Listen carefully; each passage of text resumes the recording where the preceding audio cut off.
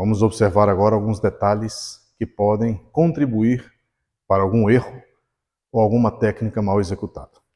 Primeiro dele, cotovelo aberto, nunca deve estar. Deve estar aqui. Cotovelo assim? Não. O ombro não pode em nenhum momento ser um obstáculo para a realização da técnica. E como o ombro se converte em um obstáculo? Quando eu deixo de sentir a axila e passo a pressionar o ombro. Se você observar bem, quando eu pressiono o ombro por tensão, eu estou criando um bloqueio. Isso não se pode. Outro ponto importante, o hará. O hará deve pressionar para baixo, nunca para frente. Existem pessoas que estão nervosas e fazem assim pressionando o hará para frente. Isso vai bloquear o seu movimento e vai dificultar a execução da sua técnica. Outro ponto, algumas pessoas, por nervosismo, não colocam a mão desta maneira, perto da tsuba, e sim no meio. Isso vai dificultar o corte, porque vai provocar um desequilíbrio em relação ao peso da katana e, no movimento da saída, possivelmente, o ramon vai ser o que vai tocar a saia, danificando e cortando a saia. Então, isso não. Outro detalhe. Por mais que eu deva proteger o meu corpo, eu não devo alterar a linha da diagonal misturando com a vertical. Porque caso isso ocorra, também o miné vai sair da sua posição e o ramon vai cortar a saia. Isso não. Isso é um princípio bastante superficial. Nós podemos falar disso com muita profundidade, falando da respiração correta, da posição dos ombros, da posição dos triângulos, de geometria funcional.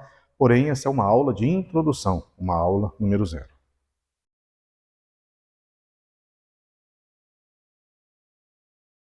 Nunca tentar sacar com a saia já na horizontal. Segundo ponto. Antes de completar o sayabiki, nunca tentar sacar. Porque a katana não chegou ao final. Ela vai cortar a saia. Isso seria um erro. Não. Outro ponto.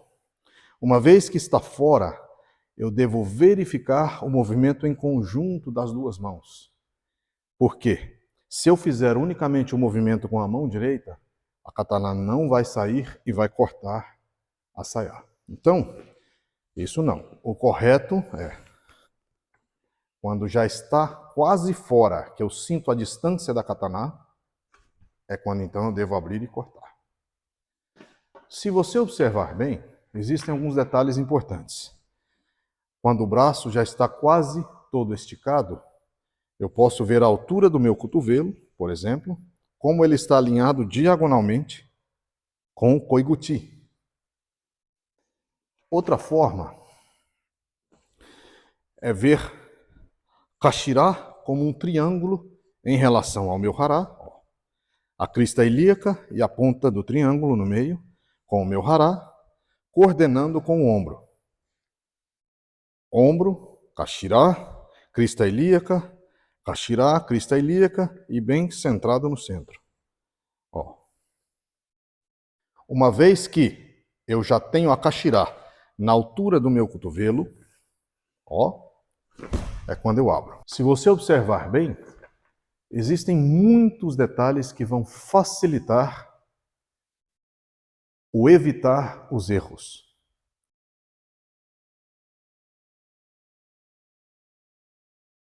O tsuka na frente do corpo, de maneira diagonal, já na altura do meu queixo.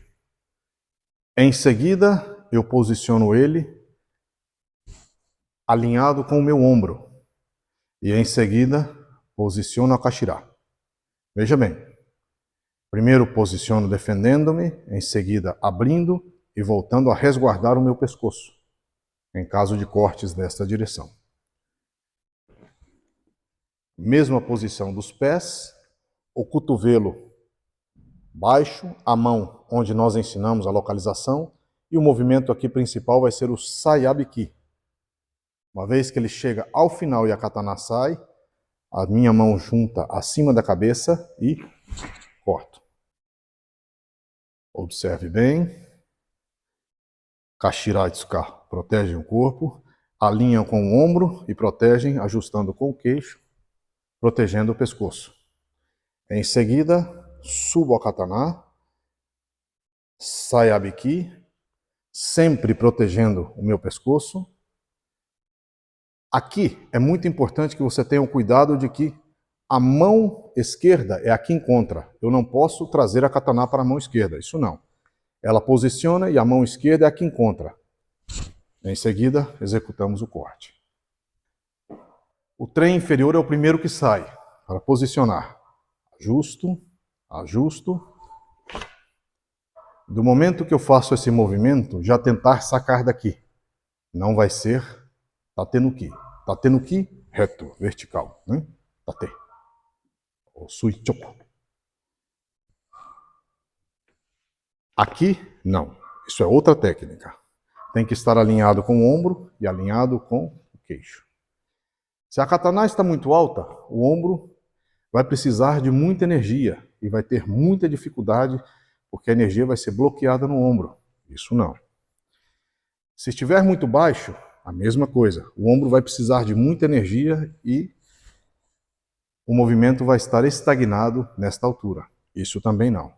Por isso nós falamos que quando está ajustado com o ombro, a kashira deve estar na altura do queixo. E então a partir daqui você sobe um pouco mais. Aí você tem toda a condição de sacar a katana sem nenhum problema. Estando fora, muito cuidado com isso. Pode te lesionar. Muito cuidado com isso. Também pode te lesionar. Então o correto é manter aonde está e a mão ajusta ao mesmo tempo que a katana encaixa. A mão ajusta ao mesmo tempo que a katana sobe acima da cabeça. Sempre que o corpo se movimenta de maneira não habitual com o que está acostumado, a primeira coisa que nós perdemos é a coordenação motora fina. Então você deve se lembrar que a força está na mão esquerda, a mão direita apenas para desenhar o corte, e os seus ombros devem estar ajustados com a cintura ilíaca. E você deve aqui não sentir os ombros, e sim as axilas. Concentrar o peso nas axilas. Então, os pesos nos ombros, não, nas axilas. Como se você tivesse com dois pesos ajustados ao quadril. Ó. Peso na axila. Em seguida, eu devo analisar a posição da minha katana. Esteja bem atento às realidades, às técnicas, esteja bem atento à estrutura. Pratique sem pressa, com cuidado, por mais que Batojutsu seja uma arte de velocidade, ela deve ser estudada com critério, passo a passo e principalmente reconhecendo os erros. Até a nossa próxima aula.